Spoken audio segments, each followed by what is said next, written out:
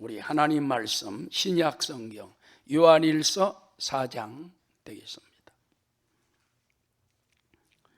요한일서 4장 18절부터 우리 21절까지 말씀드리겠습니다.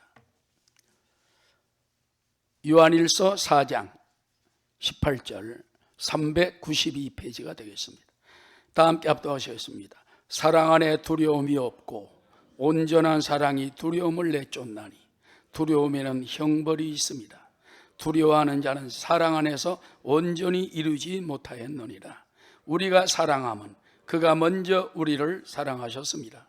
누구든지 하나님을 사랑하노라고 그 형제를 미워하면 이는 거짓말하는 자니 보는 바 그 형제를 사랑하지 아니하는 자는 보지 못하는 바 하나님을 사랑할 수 없느니라.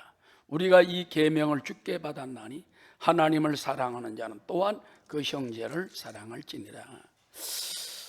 요한일서 그 4장 7절에 보면은 이런 말씀이 있습니다. 사랑하는 자들아, 우리가 서로 사랑하자. 사랑은 하나님께 속한 것이니 사랑하는 자마다 하나님으로부터 나와서 하나님을 알고, 그렇게 말하고 있습니다. 성경은 우리에게 사랑을 가르칩니다. 먼저는 하나님을 사랑하고 또 내 형제를 사랑하고 때로는요 원수까지 사랑하라는 거예요. 그래서 기독교의 중심 단어는 사랑인 것입니다. 그런데 그 사랑이 어디서 오냐? 하나님은 우리에게 부어주시는 거예요. 하나님은 사랑이십니다. 그리고 사람을 만들 때도 주성분이 사랑으로 만든 거예요. 그래서 사람이 먹고 사는 것만 사람이 아닙니다. 사랑이 있어야 진정한 사람이 될 수 있다는 거. 자, 그러면 사랑이란 무엇인가? 그걸 우리가 생각을 한번 해보고자 합니다. 위키백과에 보면요, 뭐 많은 말이 있지만은 딱 한마디로 이렇게 말합니다. 사랑이란 즉 좋아하고 소중히 여기는 마음을 말한다. 사랑, 좋아하고 소중히 여기는 마음, 그런 마음이 있으면 그게 폭넓은 의미에서 사랑하는 것입니다. 반대로 싫어하고 같지 않게 여기고 소홀히 여기면 이게 사랑이 아닌 것입니다.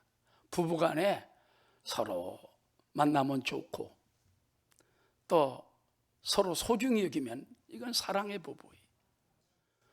부모가 자식을 소중히 여기고 사랑하는 것처럼 자녀들도 부모님이 소중하고 부모님이 좋고 사랑이 있는 거예요.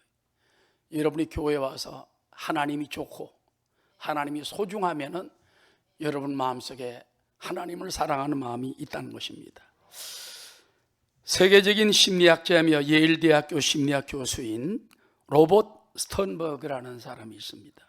이 사람은 사랑의 기술이라는 책에서 사랑의 삼각 이론을 얘기했어요. 그래서 세 가지가 있어야 이 균형이 이룬다고 말이에요. 그러니까 무조건 좋아하고 사랑하는 마음만 있어가지고는 온전한 사랑을 이룰 수 없죠. 첫째는 뭐냐? 아까하고 비슷한 말입니다. 따라 친밀감.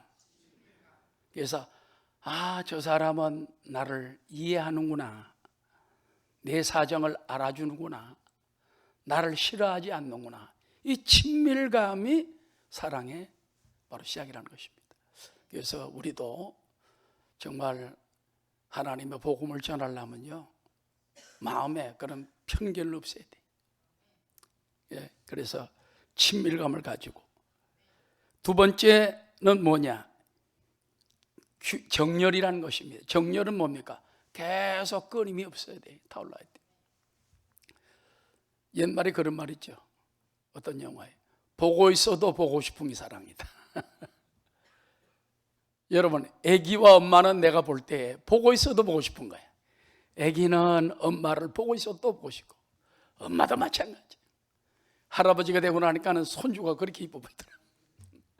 보고 있어도 보고 싶고, 이게 사랑이라는 것입니다. 우리가 예수님을 보고 있어도 또 보고 싶은 이것이 큰 사랑인 줄로 믿습니다. 정열인 것이.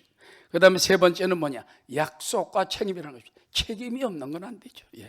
그래서 그 사람의 아픔이 내 아픔이 되고 그 사람의 실수가 내 실수라고 생각하는 마음, 이것이 바로 올바른 사랑이라는 것입니다. 이런 친밀감과 정열과 책임과 약속이 삼각형처럼 균형을 이룰 때 온전한 사랑이 된다는 것입니다. 그러므로 우리는 치우치는 사랑이 아니라 친밀감을 가지고 또 정열을 가지고, 할렐루야, 책임과 또 약속을 가지고 나가는 우리가 되어야 할 줄로 믿습니다. 그런데 참 사랑은 언제 깨닫는가? 따라서 하나님의 사랑을 알 때, 하나님은 사랑이신데 하나님을 만나고 하나님 은혜와 사랑을 받을 때, 그때 사랑이 시작이 되는 것입니다. 요한일서 4장 19절에 보니까는 따라, 우리가 사랑함은 그가 먼저 우리를 사랑하셨습니다. 죄악에 빠진 우리를 독생자 예수님을 보내셔서 우리를 위해 다 죄를 갚으시고 건져주신 그 위대한 사랑, 그 놀라운 사랑, 이 사랑을 깨닫게 되면 눈물이 나고 은혜가 넘치는 것입니다. 저도요, 어릴 때부터 저 시골에서 주일학교를 다녔습니다. 연극도 잘했어요. 주인공을 했습니다. 학교에 가면 소문이 났어요. 야, 종남이, 야, 교회 갔더니 연극 잘하다. 그런데 고등학교까지 교회 다녔으면서도 신앙이 없는 거예요. 은혜를 못 받은 거예요. 눈물 한 번 흘려본 적이 없습니다. 감격해 본 적이 없어요. 그냥 습관적으로 다니는 거예요. 근데 군대 제대하고 나서 여의도 순복에 서대문에 있을 때, 그때 제대로 하나님의 사랑을 받게 됩니다. 할렐루야. 하나님께서 밤에 철야하며 기도할 때 내 마음을 깨트리면서 내 속으로 주님이 들어오셨어요. 한없이 눈물을 흘리면서 3시간, 4시간 울어도 난 울으라해도 눈물이 잘 안 나오는 사람이거든요. 그런데 막 4시간 동안 울어도 눈물 콧물이 쏟아져도 끊임없는 거예요.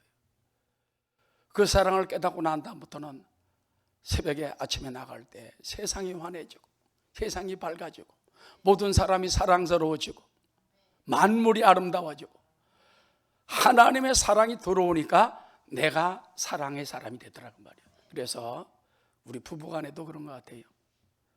하나님 사랑을 받으면 완악한 심령에도 깨어지면서 눈물이 터져야 돼. 그러면은 참 하나님 사랑을 깨달으면 누구든지 사랑할 수 있는 역사가 나타나게 되는 것입니다. 하나님은 사랑이니, 그러므로 우리가 하나님의 사랑을 알고 하나님의 사랑을 받아들일 때 우리 하나님의 사랑이 될 수가 있는 것입니다. 그러므로 예수 믿어야 하나님 참 사랑을 깨닫고 십자가를 받아들여야 하나님 참 사랑이 임하며 사랑 안에 거할 때 하나님이 역사하십니다.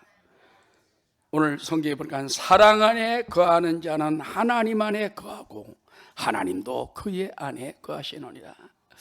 근데 여러분, 우리가 이걸 알아야 돼요. 여러분이 생각하는 하나님의 사랑은 상상치도 못한 하나님의 애절하고 간절한 사랑이 있다는 것입니다. 할렐루야. 데이빗 배너라는 미국 애틀란타 심리영성치료연구소의 대표며 심리학과 교수인데, 그분이 대표적인 책을 사랑에 항복하라 하는 책을 썼어요. 거기 보면은 아주 이런 의미심장한 말을 썼습니다. 하나님이 우리를 전적으로 사랑하신다는 것을 깨달을 때 하나님과의 관계는 놀랍게 반전한다. 아까 비슷한 말이죠. 그 다음이 중요합니다. 단순히 말해, 따라서 하나님은 당신을 현기증이 날 정도로 사랑하시고, 눈 좀 떠봐요. 하나님이 현기증이 날 정도로 사랑한다. 하나님이 여러분을 현기증이 날 정도로 사랑한다는 거예요. 너무너무 하나님 좋아하시고 그렇게 사랑한대. 옆에 있는 분들 인사하십시오. 하나님은 당신을 현기증이 날 정도로 사랑하십니다.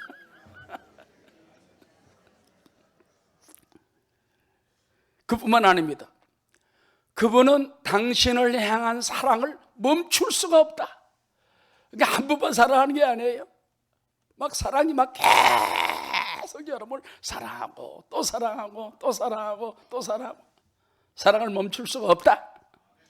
그 다음에 그분은 당신을 있는 모습 그대로 따라하죠. 무모하게 사랑하신다.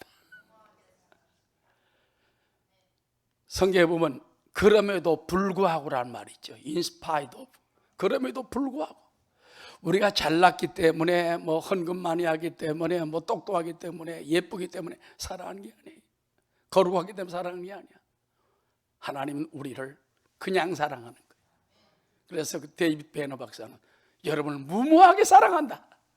있는 그대로 내 모습 그대로 주께로 갑니다.